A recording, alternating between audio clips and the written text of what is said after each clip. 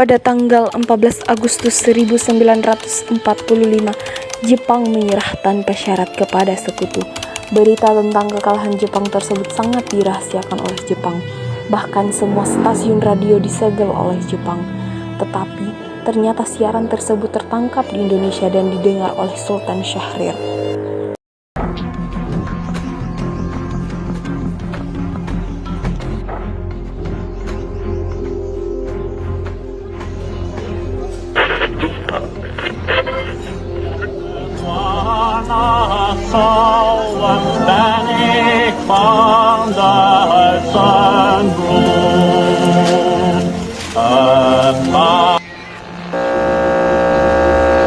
Of Japan and the Japanese government and the Japanese Imperial General Headquarters to sign the instrument of surrender at the places indicated.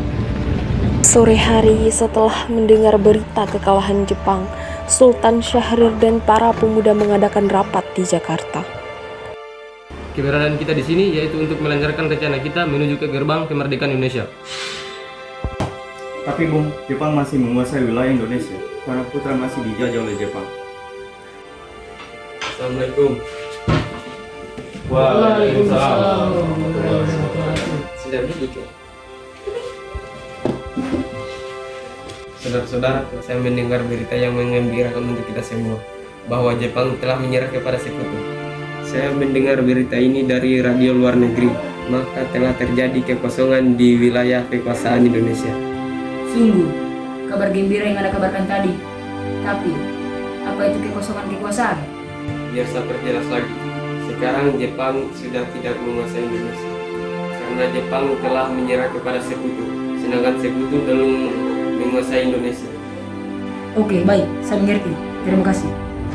Jadi apa yang harus kita lakukan untuk mengisi kekosongan kekuasaan ini?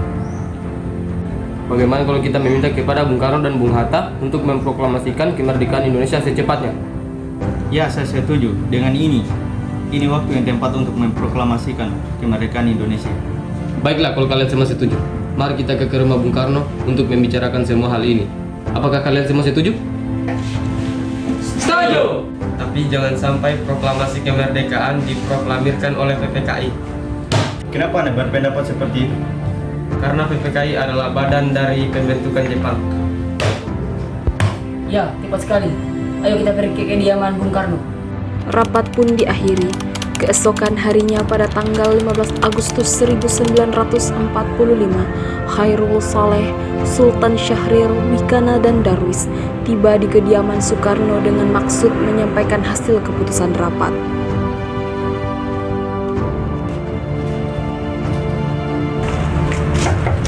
Assalamualaikum.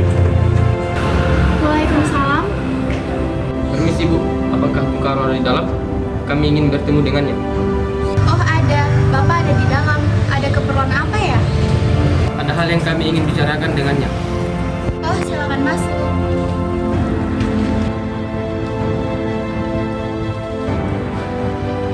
Mas, ada yang datang mencari. Ya, siapa Bu? Para pemuda datang mencari, katanya ingin membicarakan hal penting. Baiklah, saya akan menemui mereka.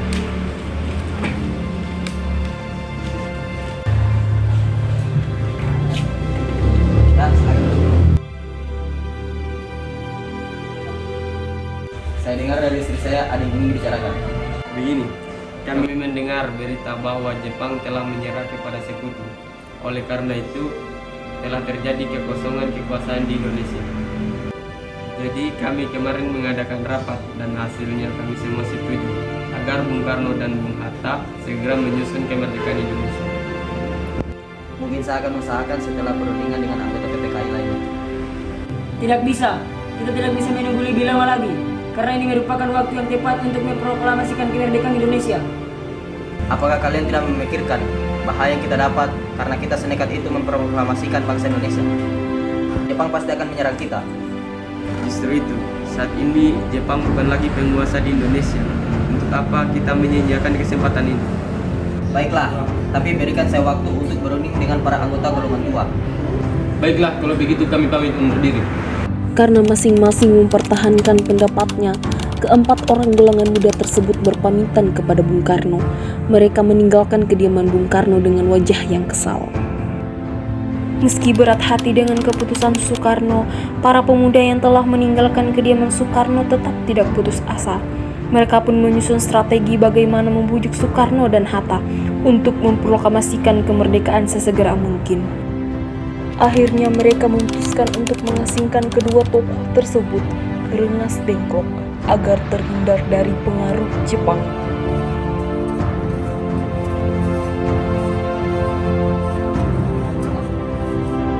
Sekarang apa yang harus kita lakukan? Sementara para golongan tua tinggal mengikuti keinginan kita. Bagaimana kalau kita asingkan Bung Karno dan Bung Hatta? Keluar dari daerah Jakarta, mereka bebas dari pengaruh Jepang. Iya, tapi di mana ya? Bagaimana kalau kita ke Rengas Dengklok? Di sana keamanannya terjamin. Iya, saya setuju. Apakah kalian semua setuju? Setuju. Assalamualaikum. Waalaikumsalam.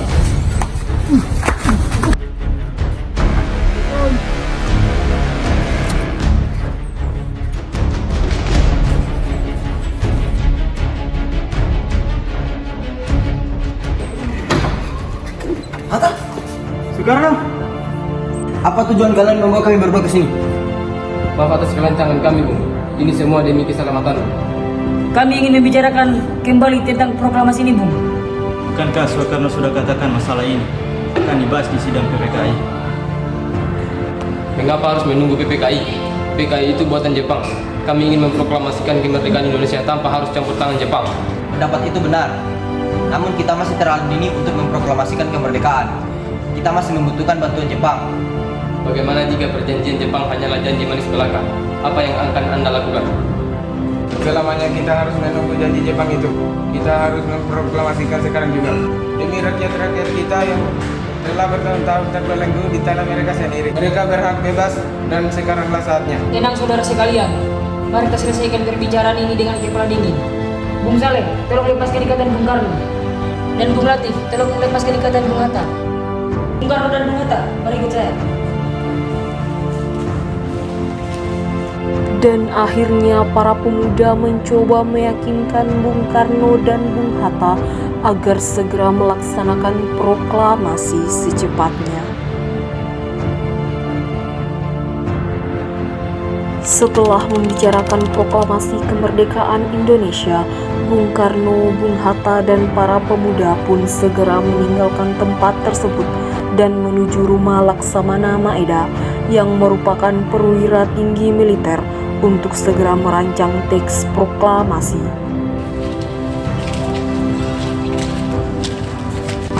Assalamualaikum. Ya, ada apa? Ingin bertemu dengan Laksamana Maeda. Itu saya panggilkan.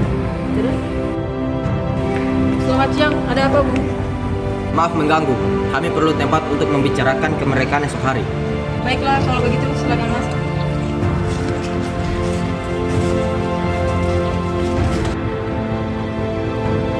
Setelah merancang teks proklamasi tersebut, Khairul Saleh mengusulkan agar Bung Karno dan Bung Hatta menandatangani teks naskah proklamasi tersebut sebagai wakil dari Indonesia.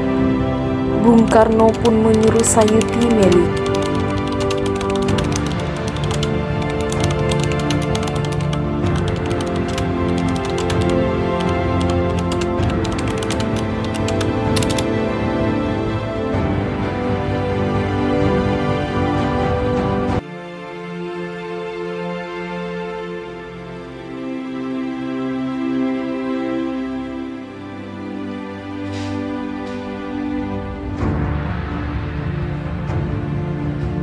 Setelah perancangan dan penandatanganan proklamasi, Soekarno, Hatta, dan para pemuda pun kembali ke rumah masing-masing untuk bersiap melaksanakan proklamasi esok hari.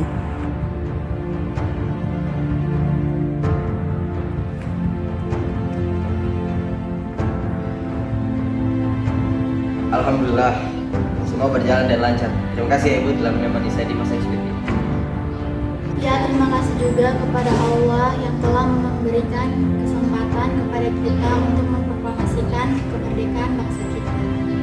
Ya, bagaimana dengan bendera yang akan kita kibarkan esok hari? Bukankah kita belum punya bendera? Oh iya, lupa. Gimana jika ibu saja yang menjahitnya? Tapi ibu hanya punya kain merah dan putih, Pak. Apakah itu tidak apa-apa? Ya, tentu saja. Kalau begitu kita buat saja bendera yang sederhana. Yang penting kita punya niat. Baiklah.